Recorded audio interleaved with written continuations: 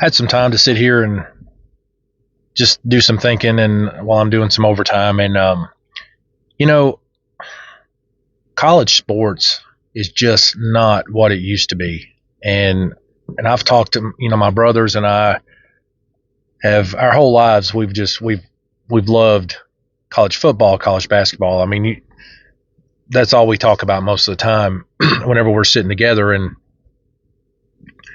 just the state of it nowadays with each sport is just it's almost unwatchable. And I guess my perspective kind of got nudged a little bit after the UK debacle last night. A $22 million roster getting blown out by 30 some points, and it just makes you see how much the game has changed, because most of those kids that come into UK, especially the ones that are in state, but most of the ones know the history of UK, the heritage of it.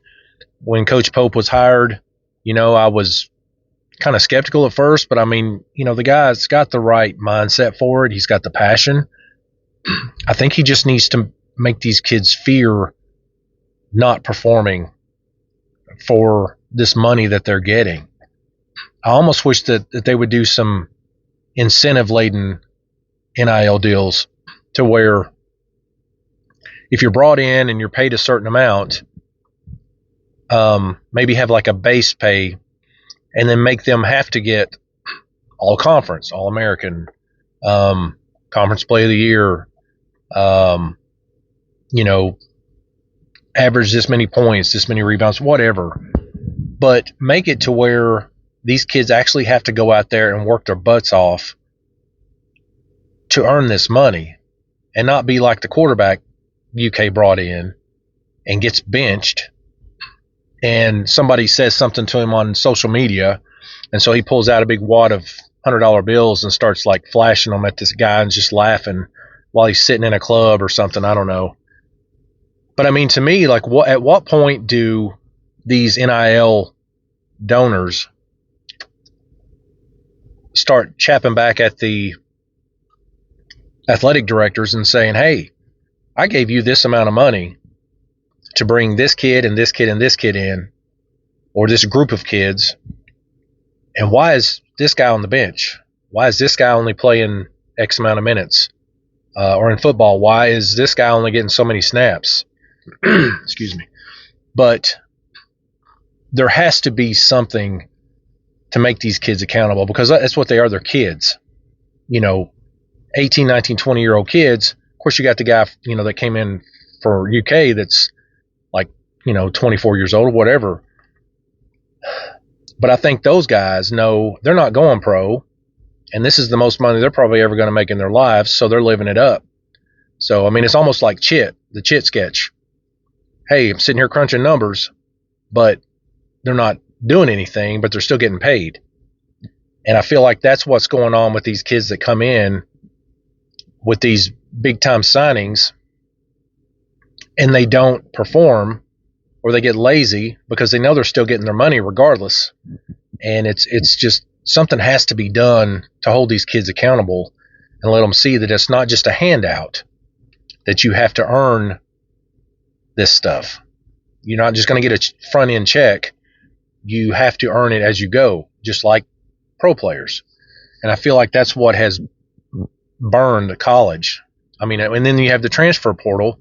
You have a kid that does pretty well at a mid-major college, wasn't recruited by the big schools, but the big school loses their stud, and they see this kid who's averaging 30 points a game at, some mid-level college, and it's like, hey, come on, come aboard. We'll pay you this and pay you that.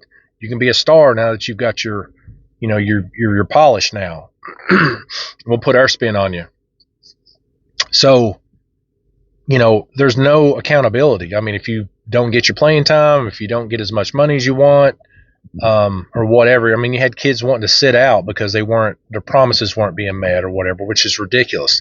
The only problem it should be met is a scholarship. And if you perform better, then maybe incentivize it. But the scholarship should be the the brass ring that you're trying to grab first, not looking for a shoe deal or a deal with, a car dealership or Clark's Pump and Shop or whatever.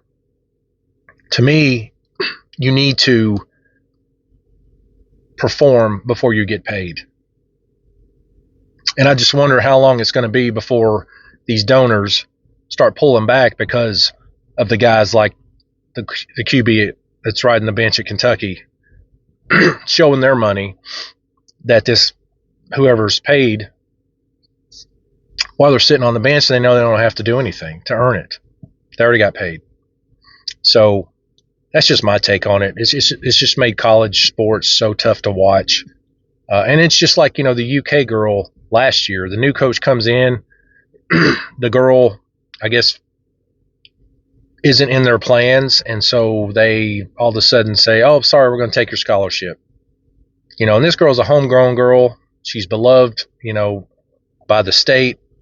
And, they just pretty much yank it out from under her. I mean, you can't operate like that. It's become a business and not what's in the best interest of the students. And I hate the way that it's all going, because you're basically knocking the wind out of the sails of these smaller schools who can get this kid who wasn't recruited by the big schools, give him a little bit of success, have really good coaches that coach him up, and then, once their name gets out there, then the big schools come a-calling and pluck them out of there, and they don't get any recognition. I mean, to me, I feel like the school that they come from should get something. If if this kid has cut his teeth there and has gotten good with their coaching, and then like an Alabama or a UK or somebody plucks them, they need to be compensated, is what I feel like. But that's just me. So I don't know. I'm just not happy with it. It's very hard to watch because you have these people that just want to. It's like a LeBron James going to the team that gives him the best chance to win, instead of sticking with who had faith in him at first.